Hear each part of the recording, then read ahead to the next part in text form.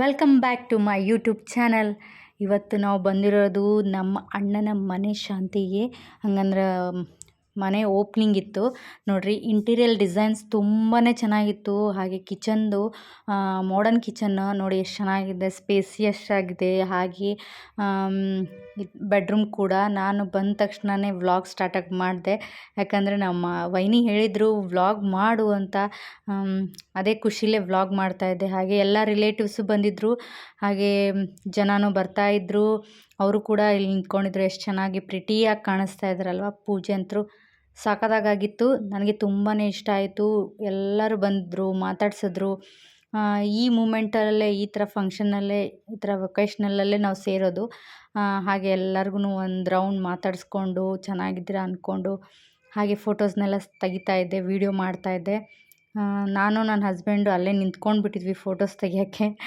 ಅವರು professional photographer ಇರೋದ್ರಿಂದ ಅವ್ರು ಫೋಟೋಸ್ ತೆಗಿತಾಯಿದ್ರು, ನಾನು ಹಾಗೆ ವ್ಲಾಗ್ ಮಾಡ್ತಾಯಿದ್ದೆ. ಅವರೆಲ್ಲ ಸಿಸ್ಟರ್ಸು, ಅವ್ರದ್ದು ನಮ್ಮ ಬೈನಿ ಸಿಸ್ಟರ್ಸು. ಹಾಗೆ ನೋಡ್ತಿರ್ಬೋದು ನಮ್ಮ ಹಸ್ಬೆಂಡ್ ಫೋಟೋ ತೆಗಿತಾ ಇದ್ದಾರೆ. ಇಲ್ಲೆಲ್ಲ ಗಿಫ್ಟ್ಸ್ ಎಲ್ಲ ಕೊಡ್ತಾ ಇದ್ದಾರೆ, ಬಂದವರೆಲ್ಲ ಗಿಫ್ಟ್ ಕೊಡ್ತಾಯಿದ್ರು.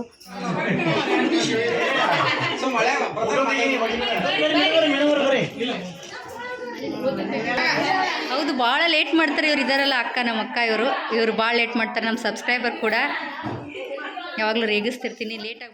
ನೋಡಿದ್ರಲ್ಲ, ಇವಾಗ ಇಷ್ಟೊತ್ತರ ತುಂಬ ಕಡಿಮೆ ಇತ್ತು ಜನ. ಈಗ ಜಾಸ್ತಿ ಜನ ಬರ್ತಾನೆ ಇದ್ದರು. ಈಗ ಅರೌಂಡ್ 1 o'clock ಮೇಲೆ ಆಗಿಬಿಟ್ಟಿತ್ತು. ಈಗ ಗೆಸ್ಟ್ ಎಲ್ಲ ಬರ್ತಾಯಿದ್ರು ನೋಡ್ರಿ. ನಿಂತ್ಕೊಳ್ಳೋಕ್ಕೂ ಜಾಗ ಇರಲಿಲ್ಲ, ಅಷ್ಟು ಜನ ಆಗಿಬಿಟ್ಟಿದ್ರು. ಹಾಗೆ ಒಂದು ರೌಂಡ್ ಎಲ್ಲರೂ ಮನೆ ನೋಡ್ಕೊಂಡು ಗಿಫ್ಟ್ಗಳನ್ನ ಕೊಟ್ಕೊಂಡು ಫೋಟೋಸ್ನೆಲ್ಲ ತೆಗೆಸ್ಕೊಂಡ್ರು. ಆ ಕಡೆ ನಿಂತ್ಕೊಳ್ಳಿ, ಈ ಕಡೆ ನಿಂತ್ಕೊಳ್ರಿ. ಹಾಗೆ ಹೆಣ್ಮಕ್ಳು ಸೇರಿದ್ಮೇಲೆ ಫೋಟೋಸ್ ತೆಗೆಸ್ಕೊಳ್ಳೋದು ನೋಡ್ರಿ. ಇಲ್ಲಿ ಈ ಕಡೆ ಇನ್ನೊಂದು ರೂಮಲ್ಲಿ ಬಂದು ಫೋಟೋಸ್ನೆಲ್ಲ ತೆಗೆಸ್ಕೊಂಡ್ವಿ. ಇನ್ನೇನು ಮತ್ತು ಫೋಟೋಸ್ ತೆಗೆಸ್ಕೊಂಡ್ಮೇಲೆ ಊಟ ಮಾಡೋಕ್ಕೆ ಹೋಗಬೇಕು. ಊಟನೂ ಸಕ್ಕತ್ತಾಗಿತ್ತು. ಎಲ್ಲ ಥರ ವೆರೈಟೀಸ್ ಇತ್ತು, ಚೆನ್ನಾಗಿತ್ತು. ಊಟ ಮಾತ್ರ ಮೇನ್ ಟೇಸ್ಟಿಯಾಗಿರಬೇಕು, ಅದು ತುಂಬ ಚೆನ್ನಾಗಿತ್ತು, ಟೇಸ್ಟಿಯಾಗಿತ್ತು. ಹಾಗೆಯೇ ಹೆವಿ ಅನ್ನಿಸ್ಲಿಲ್ಲ ಊಟನೂ. ನಾವು ಹಾಗೆ ಸರ್ಪ್ರೈಸ್ ಗಿಫ್ಟನ್ನು ಕೊಟ್ವಿ. ನಾವು ಯಾವ ಗಿಫ್ಟನ್ನು ಥರ ಕೊಟ್ವಿ ಅಂತ ಈಗ ನೋಡ್ತಿರ್ಬೋದು. ನಾನು ಹೇಗೆ ಕಾಣಿಸ್ತಿದ್ದೇನೆ ಅಂತ ಕಮೆಂಟ್ಸ್ ಮಾಡಿ. ಏನು ಗಿಫ್ಟು ಅಂದರೆ ಅವ್ರಿಗೆ ಸರ್ಪ್ರೈಸ್ ಆಗಿರಬೇಕು, ಅವ್ರಿಗೆ ಯೂಸ್ಫುಲ್ ಆಗಿರಬೇಕು ಅಂತ ಗಿಫ್ಟ್ಗಳನ್ನ ಕೊಟ್ವಿ. ಇವರು ಹಾಗೆ ಫೋಟೋಸ್ ತೆಗಿಬೇಕಾದ್ರೆ ಇವರು ಬಂದರು. ಹಾಗೆ ಅವ್ರ ಫ್ರೆಂಡ್ಸ್ ಅಂತೆ. ಅವ್ರ ಫ್ರೆಂಡ್ಸದೆಲ್ಲ ಆದಮೇಲೆ ನಾವು ತೆಗೆಸ್ಕೊಳ್ಳೋಣ ಅಂದ್ಕೊಂಡು ಸ್ವಲ್ಪ ಸೈಡಲ್ಲಿ ನಿಂತ್ಕೊಂಡಿದ್ವಿ. ನಮ್ಮ ಮಾಮ ಅಕ್ಕನೂ ಕೂಡ ನಿಂತಿದ್ದರು. ಅವರು ಗಿಫ್ಟ್ ಕೊಟ್ಟರು. ಏನು ಗಿಫ್ಟ್ ಕೊಟ್ಟರು ಅಂದರೆ ಈಗ ನೋಡಿ, ಬೆಳಗ್ಗೆ ತಾನೇ ಪೂಜೆ ಮಾಡಿದರು.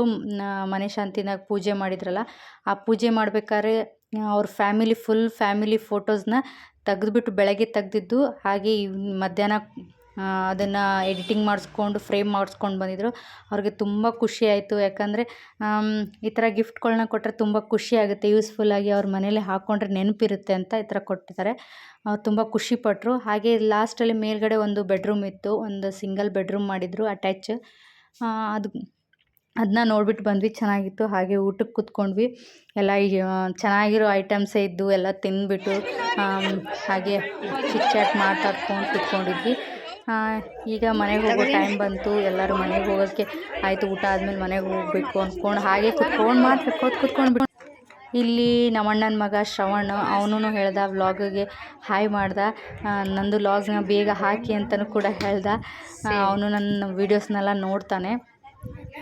ಇವನು ಇನ್ನೊಬ್ಬ ಅಣ್ಣನ ಮಗ ಗಣೇಶ್, ಅವನು ಪಂಚೆ ಗಿಂಚೆ ಹಾಕ್ಕೊಂಡು ವ್ಲಾಗ್ ಮಾಡ್ತಿದ್ರೆ ಹಾಯ್ ಅಂತ ಮಾಡ್ದ.